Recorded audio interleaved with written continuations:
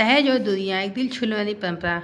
समाज में बहुत सी परंपरा में से एक परंपरा प्रीति को हमेशा से नापसंद थी, वह थी दहेज परंपरा।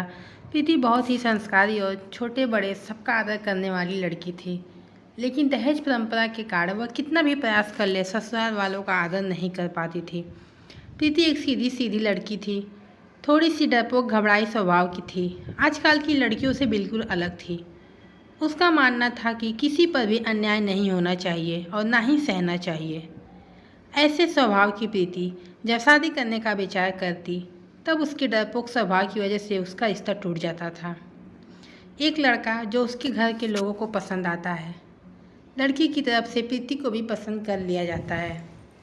लड़के को तनख्वाह बहुत कम होती है, लेकिन लड़के के घर के लोगों की अच्छी परिस्थिति होती है।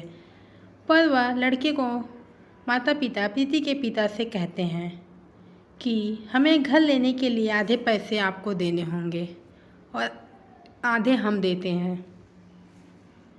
शादी के दोनों तरफ का खर्चा भी आपको करना होगा। ऐसी शर्त रखकर शादी पक्की करते हैं। प्रीति के सुख के लिए उसके पिता कर्ज लेने के लिए बहुत प्रयास करते हैं, लेकिन प्रीति की होने वाली सास का प्रीति को बार बार फ़ोन आता है। सिर्फ शादी तय कर ली, बाकी की जो बातें पक्की थीं उसका क्या। उनको दहेज हाथ में चाहिए था। प्रीति और उसके माँ पापा को आश्चर्य होता है कि ये सब पैसों के लिए इतने पीछे क्यों लगे हैं। तभी उसके पिताजी को शक हुआ और वह पूछताछ करने पर उनको समाज में पता आता है कि लड़के के माँ पिता की घर की हालत कुछ ठीक नहीं है। हमने जैसा सोचा था वैसे तो कुछ भी नहीं है। लड़के वाले ने जो बायोडाटा बनाया था वो झूठा था। लड़के को न तनख्वाह ही नहीं है, बल्कि लड़के के पिता जैसे तैसे काम करके घर का खर्चा चलाते थे। ये सब मालूम होने पर क्या करूं, ये उनको समझ में नहीं आ रहा था, क्योंकि शादी तोड़ नहीं सकते, सगाई हो चुकी थी और अब शादी तोड़ी तो समाज में बदनामी होगी और फिर से लड़की की शादी नहीं होगी।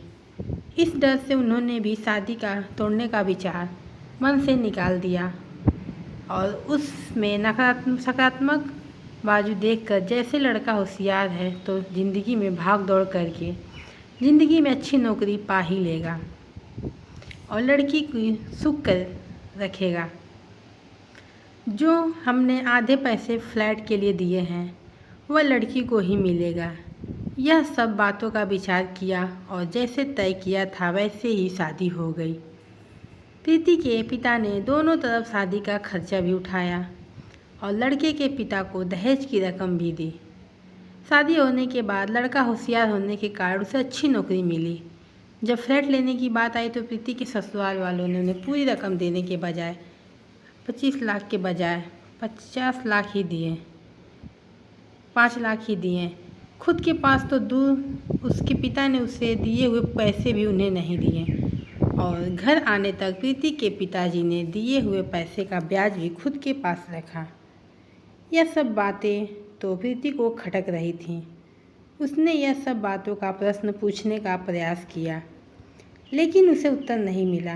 प्रीति डरपोक थी, लेकिन अन्याय सहने वाली नहीं थी। उसने हर समय सवाल जवाब का हिसाब मिलने की अपेक्षा न होने के कारण उसे ससुराल वालों के लिए ज़रा सा भी आदर उसके मन में नहीं था। जैसे जैसे समय बीता वैसे वैसे अपने ससुराल वालों से संबंध तोड़ दिए। वह घर आते तब वो उनसे अच्छे से बर्ताव करती, लेकिन कभी भी मन से उनका कुछ भी काम नहीं करती और वह जब गांव में रहते तब कुछ भी होता था वह पूछना तक जरूरी नहीं समझती थी। पर उसके ससुराल वालों को इसका कोई फर्क नहीं पड़ता था। जैसे जैसे समय बीतता गया वैसे वैसे उनमें बातचीत और अपनापन रहा ही नहीं। रिश्तों में दूरियां आने लगीं। सच में दहेज के कारण रिश्ते टूटते हैं तो दहेज लेना कहाँ तक सही है। हालात तुम्हारे ख़राब हैं, इसलिए लड़की वालों ने पैसे लेने कहाँ तक अच्छी बात है।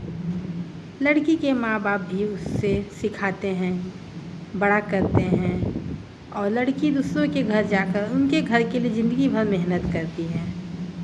उसके माँ बाप की उससे कोई भी अपेक्षा नहीं होती। ऐसे सभी विचार प्रीति के मन में हमेशा घर कर जाते थे।